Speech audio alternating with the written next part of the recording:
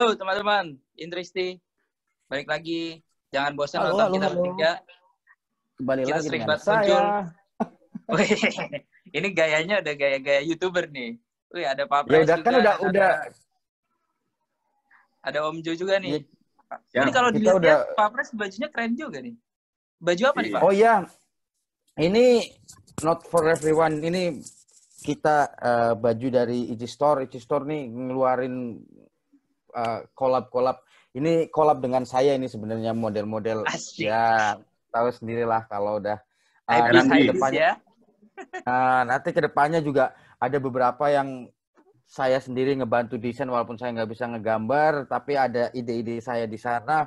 Jadi kalau teman-teman mau mau kaos-kaos keren berbau Inter Milan dan berbau Inter Club Indonesia, yang pastinya say no to KW-KW, mendingan beli yang Original. Beli yang original, maksudnya beli yang kayak Inter Club Indonesia, kita punya hak paten dan lain-lain. Jadi langsung aja kepoin Ichi Store di Instagramnya ataupun langsung bisa DM di Instagram Inter Club Indo. Oke, banyak sekali barang-barang bagus di sana.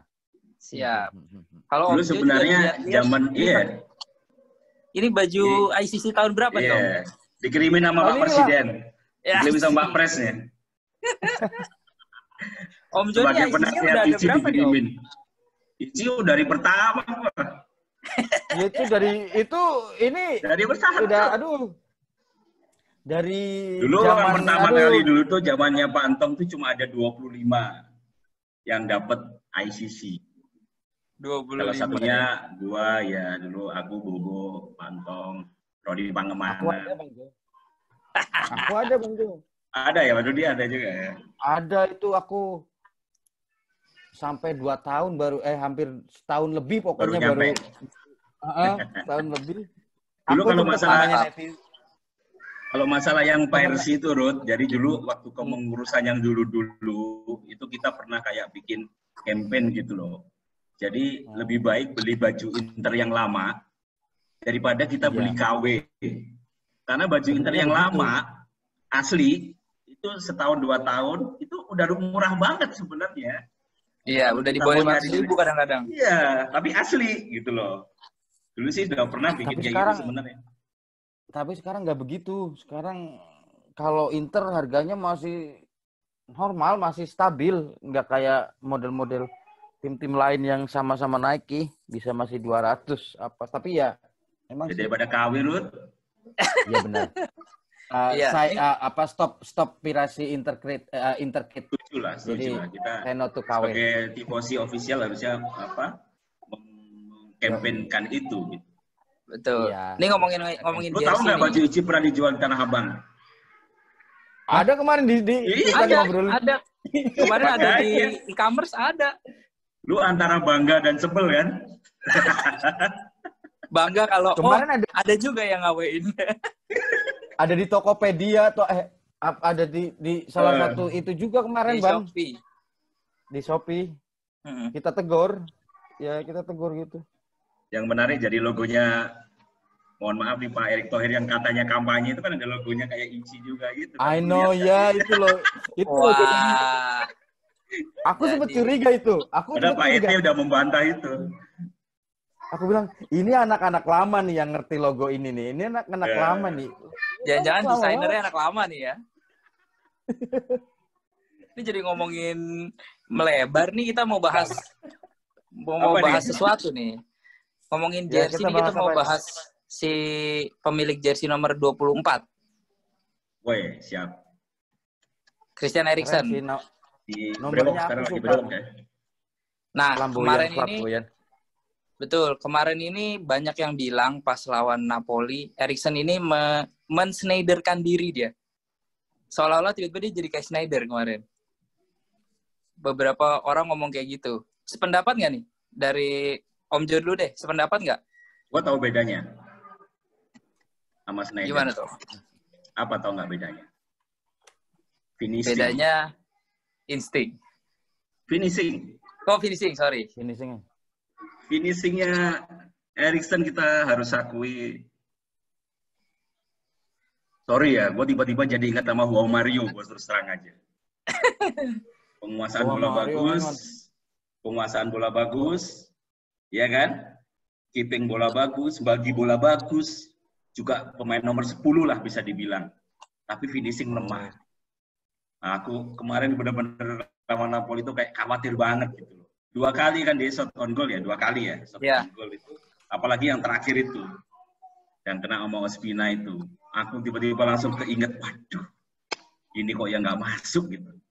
Emang kelemahan dia tuh menurut aku di finishing. Nah, itu agak menarik memang, agak menarik. Dia free kick, bola mati, bagus. Pengertian bagus itu hampir gol lah ya. Waktu ya kemarin sih gol ya, karena ya mungkin karena ya tendangannya bagus ya juga kesalahan Ospina lah ya. Waktu lawan Milan kena mistar kan. Ya, itu yang menarik gitu. Tapi begitu main kok tendangannya, syutingnya itu kalau di ini kok nggak 100 gitu, nggak perfect gitu, nggak keren gitu. Itu sih aku kalau dibanding nama Sneijder, posisinya ada di finishing yang agak beda. Di finishing ya. Nah, kalau Pak Pres nih Pak, kemarin kan dia baru pertama kali Conte pakai 3-4-1-2. Disinyalir sih Conte mengakomodir kemampuan si Erikson gitu. Nah, dengan skema yang baru itu secara keseluruhan permainan tim, si Erikson ini udah bisa mengakomodir teman-temannya nggak di jalani permainan, Pak Pres? Saya rasa kemarin Erikson juga main bagus. Buktinya dengan tiba-tiba yang sebelum gol dari Napoli, saya juga kaget. Ini Erikson yang ngejar malahan kan? Iya, yang notabene harusnya dia di depan. Biasanya yang aku tahu kadang-kadang kalau misalnya mungkin yang lain akan ditinggalkan, maksudnya nggak dikejar. Mungkin tinggal hanya ada si di Ashley Young aja. Saya rasa kalau menurut saya ya butuh waktu, masih butuh waktu di Inter. Cuma saya ada kepercayaan diri yang mungkin bisa salah bisa benar. Kita lihat di beberapa pertandingan ke depan. Saya rasa kalaupun sebagai pemain profesional nggak hanya bisa terpaku ke beberapa formasi aja. Pastinya Christian Eriksen juga akan menyesuaikan dirinya. Dia juga paham bahwa ke Italia itu dengan culture sepak bola dan formasi yang berbeda, dia sebagai pemain pasti akan mencoba untuk menyesuaikan diri dengan gaya permainan Inter tentunya. Jadi ya kita, kalau saya sih masih cukup sabar. Betul dengan yang Bang Jo bilang tadi, penyelesaian. Tapi saya juga tidak sebegitu pendapat, tapi juga setuju, tapi agak tidak setuju. Sebenarnya udah bagus kemarin itu yang bola dari Alexis di shotnya ngambil ke kanan. Cuman ya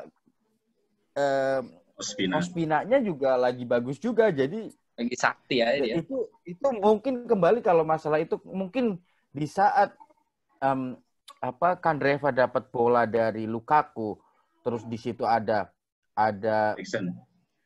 Erikson juga, ada tak tunjukin gambarnya ya. Aku Pak Pres mau lagi ngomong, aku sharing nih. Aku ada gambarnya ada nih. Ya, boleh. Ada Alvarez, ada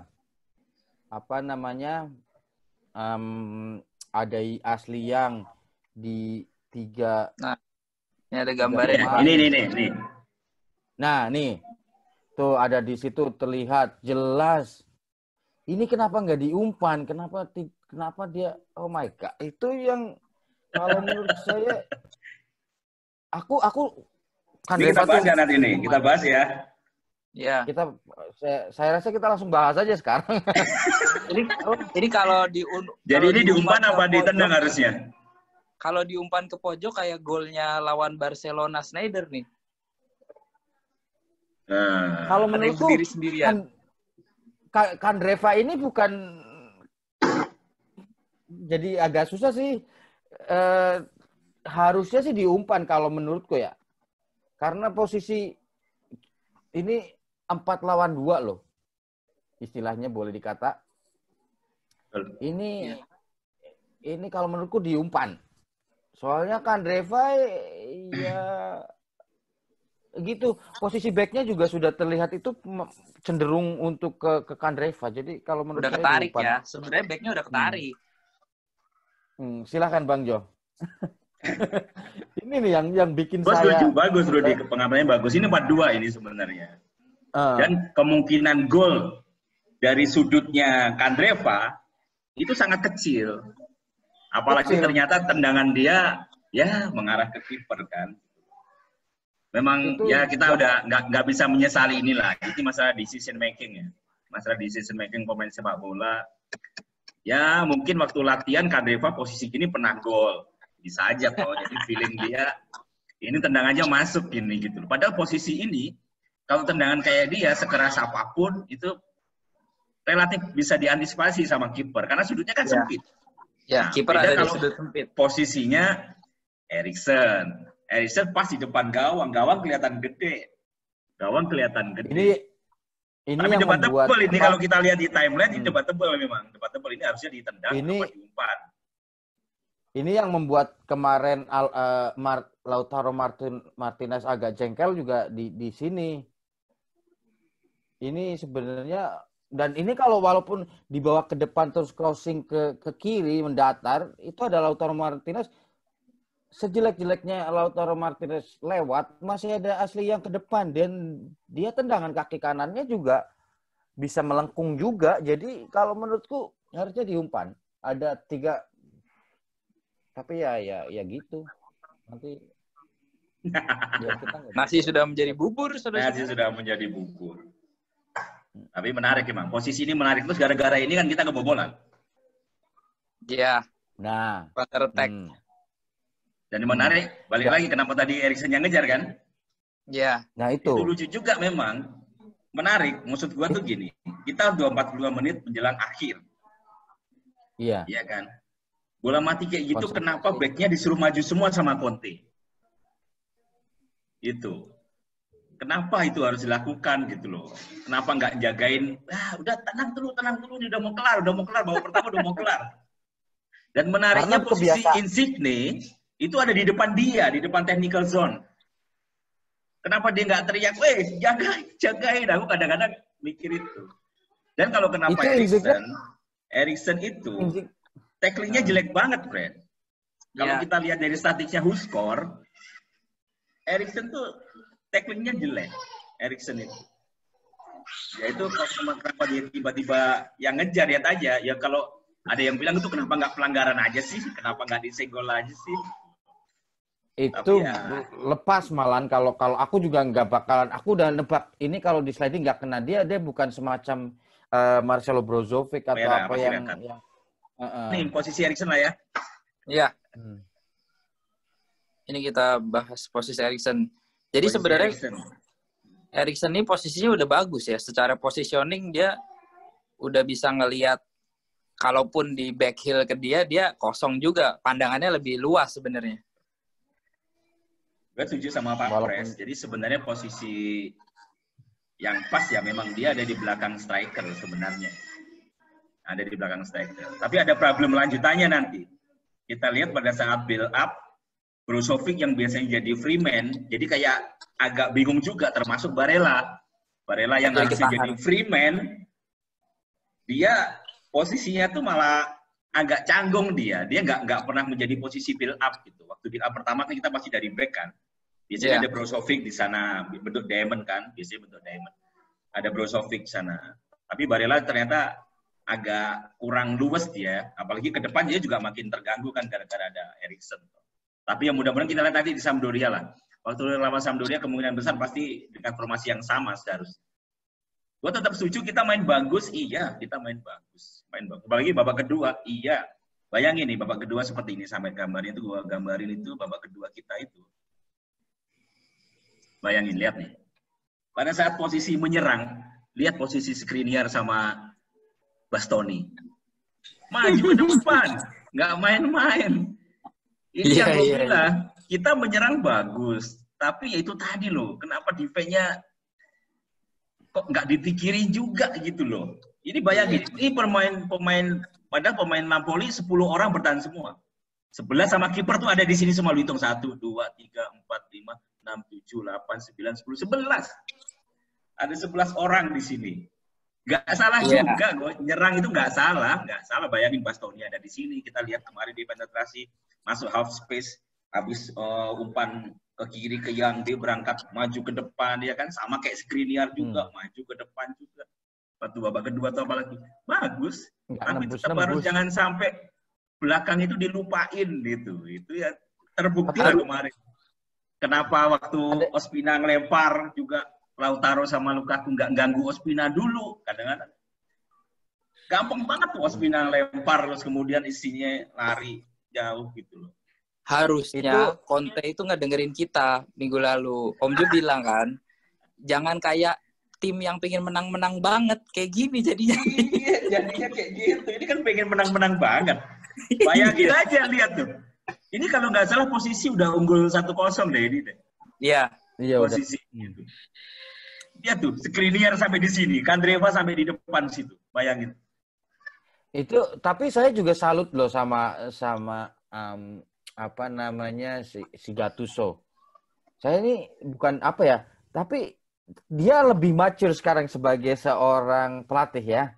Dia lebih mature dan dia tuh diberkahi keberkahan waktu dia bermain di timnas Italia sebagai apa namanya defensive yang bermain midfielder, bertahan yang penting yang kayak gitu dan jadi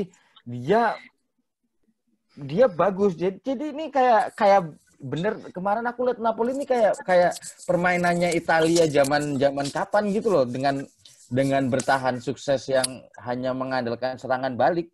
Ini kayak Inter 2010. Kemarin gini, kalau waktu habis gol itu, gue bayanginnya Gattuso tuh nggak selebrasi. Dia cuma ketawa itu. Terus bilang gini dalam hati, kena deh. Gitu. Sekali lubang, katanya dia, lubang kecil begini kena gitu ya. Itu gue kadang-kadang, ya ampun selevel Conte bisa kena kayak gitu. Gue nggak, inilah. Kaget gue ya juga, ya ampun. Dan nggak salahnya, bukan salahnya apa namanya kiper juga, karena kalau cerdik juga pemain depannya, dia nggak langsung nendang sendiri karena tahu bahwa Handanovic jago kalau hal-hal seperti itu. Posisi dia habis lari pasti capek, kalau mau nendang kan nggak maksimal gitu kan. Jadi Handanovic juga tahu dan akhirnya kan diumpan ke kanan ya. Udah ya. Ya, tapi overall gimana? Overall permainan Eriksen. Kita kan tadi lagi bahas Eriksen nih. Ini posisi Eriksen nih. Gua posisi Eriksen itu emang harusnya ya ada di sini lah. Seharusnya ya. Memang harusnya kalau di sejajar 3 gantiin Vecino, beda tipe lah. Dia harus lebih diagungkan lah. Diagungkan itu pengertiannya dikasih ruang yang lebih membuat dia untuk berkreasi. Ya, ini posisi dia pas ini, sebenarnya pas. Dia beberapa kali selalu juga dijagain ya. Oh iya. Tapi bisa lolos dia loh. Maksud gua dia second line itu lebih enak dia. Jadi second line enak nih, ada gambarnya juga nih gua bilang. Nah ini kan dia waktu itu dia dorong bola ya. Dia dorong bola ke depan, ya kan? Iya. Dia dorong bola ke depan. Tendangannya sekali lagi finishingnya lemah. Dia udah dapat peluang ini. Kena kiper. Bolanya di kiper. Iya, ini kan shooting. Ini oke banget loh, posisi dia tuh oke. Ya mungkin balik lagi kalau Schneider mungkin masuk ya. Iya, masalahnya finishing ya. Satu lagi ada di sini, satu lagi nih. Nah, satu lagi waktu ini. Dia tapi nggak dapat ya, reboundnya nggak dapat. Tapi dia bisa ada posisi space untuk masuk dia.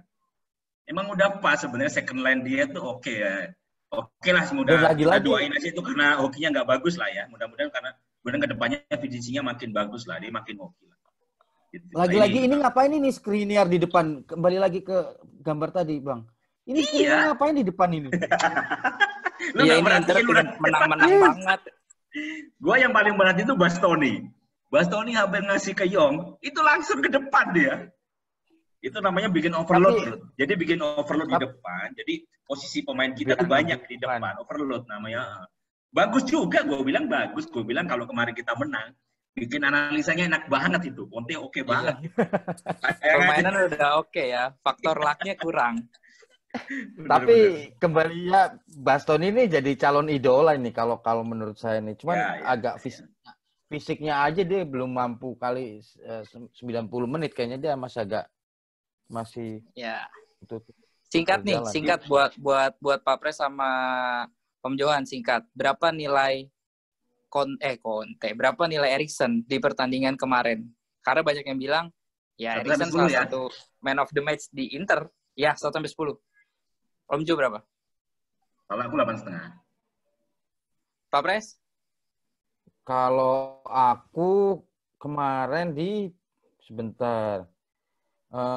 Aku agak setuju dengan salah satu portal di Instagram, Twitter. Itu ada yang menyebutkan bahwa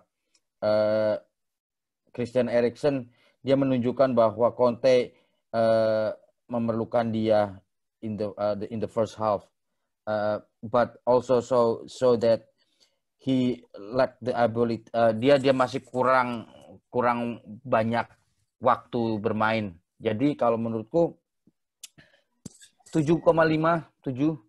Tapi overall dia yang main paling bagus kemarin di tim sebelum diganti. Iya. Didukung kedua antara defense midfielder kita paling bagus kemarin, Brozovic, Eriksen dan Barella itu mereka bertiga oke. Siap. Berarti mudah-mudahan next-nya ya Eriksen bisa mempertajam lagi insting membuat golnya. Betul. Diberi gitu kepercayaan, sering-sering diberi kepercayaan main. Salah satu itu kan nggak perlu keras juga sebenarnya. Yang penting terarah.